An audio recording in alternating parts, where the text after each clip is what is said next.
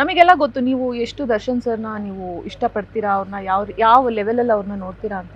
But ಎಲ್ಲೋ ಒಂದು ಕಡೆ ಚೆನ್ನಾಗಿ ನಡ್ಕೊಂಡು ಹೋಗ್ತಾ ಇರುವಂತಹ ಒಂದು ಲೈಫಲ್ಲಿ ಈ ರೀತಿಯಾದಂತಹ ಒಂದು ಘಟನೆಗಳು ಅವ್ರನ್ನ ಎಷ್ಟು ಕುಗ್ಗಿಸಬಹುದು ಅಂತ ಅನ್ಸುತ್ತೆ. 100% ನಾಟ್ ಈಸಿ. ಯಾಕಂದ್ರೆ ಆಗಿರೋದು ಒಂದು ಇನ್ಸಿಡೆಂಟು 100% ಮನುಷ್ಯನ ಕುಗ್ಸುತ್ತೆ. ಯಾಕಂದರೆ ಅವರು ತುಂಬ ಎನರ್ಜಿ ಇರೋಂಥ ಒಂದು ವ್ಯಕ್ತಿ. ತೋಟ ಆಗಿರ್ಬೋದು, ಮನೆ ಆಗಿರ್ಬೋದು, ಫ್ರೆಂಡ್ ಸರ್ಕಲ್ ಆಗಿರ್ಬೋದು, ತುಂಬ ಎನರ್ಜಿ ಇರೋಂಥ ಒಂದು ಪರ್ಸನ್.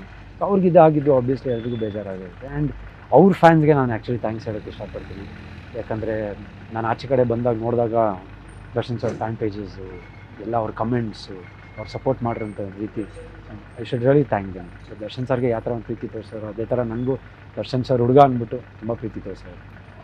ಬಟ್ ಅವ್ರ ವಿಷಯದಲ್ಲಿ ಆಬ್ವಿಯಸ್ಲಿ ಒಂದು ಮನುಷ್ಯನ ತುಂಬ ಕುಗ್ಸುತ್ತೆ ಇದೆಲ್ಲ ಆಗಿರೋದು ಆಬ್ವಿಯಸ್ಲಿ. ಯಾಕಂದರೆ ತುಂಬ ಕಷ್ಟಪಟ್ಟು ಮೇಲೆ ಬಂದಿರೋಂಥ ಒಂದು ವ್ಯಕ್ತಿ. ಇದೆಲ್ಲ ನೋಡ್ದಂಗೆ ಒಂದು ಲೈಟ್ ಬಾಯಿಂದ ಹಿಡಿದು ಅಂತ ತಂದೆಯವ್ರ ಹೆಸರು ಇದ್ರೂ ಒಂದು ಲೈಟ್ ಬಾಯ್ ಕೆಲಸ ಮಾಡಿ ಒಂದು ಹಾಲು ಕರಿಯೋದಾಗಿರ್ಬೋದು.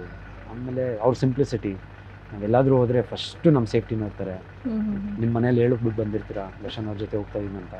ಸೊ ನಿಮ್ಮ ಸೇಫ್ಟಿ ನಂದು. ಅವ್ರು ಬೈಕ್ ರೈಡ್ಸಲ್ಲಿ ಹೋದಾಗ ಅವ್ರ ಹಿಂದೆ ಇರ್ತಾರೆ, ನನ್ನೆಲ್ಲ ಮುಂದೆ ನೀಟಾಗಿ ಲೈನ್ ಅಪ್ ಮಾಡಿ ಅವ್ರ ಹಿಂದೆಗಡೆ ನನ್ನ ನೋಡ್ಕೊತಿದ್ರು. ಎಲ್ಲಾದರೂ ರೂಮಲ್ಲಿ ಎಲ್ಲಾದರೂ ಮಲ್ಗೋಕೆ ಹೋದೆ ಅವರು ಕೆಳಗಡೆ ಮಲಗ್ಬಿಟ್ಟು ನಮ್ಮನ್ನೆಲ್ಲ ಬೆಡ್ ಮೇಲೆ ಮಲಗಿಸ್ಕೊಳ್ಳೋದು. ಆಮೇಲೆ ಊಟ ವಿಷಯ ಅಂತ ಬಂದಾಗ ಒಂದು 10 ಜನ ಇದ್ದರೆ ಒಂದು 20-25 ಜನಕ್ಕೆ ಆಗೋಷ್ಟು ಊಟ ಬರ್ತಿದ್ರು, ತರಿಸ್ತಿದ್ರು. ಯಾರಿಗೂ ಏನು ಕಮ್ಮಿ ಆಗಬಾರ್ದು ಈ ಥರ ಒಂದು ವ್ಯಕ್ತಿ. ಅವ್ರಿಗೆಲ್ಲ ಆಗಿದ್ದು ಎಲ್ಲ ಒಂದು ಕಡೆ ಆಬ್ವಿಯಸ್ಲಿ ಬೇಜಾರಾಗುತ್ತೆ.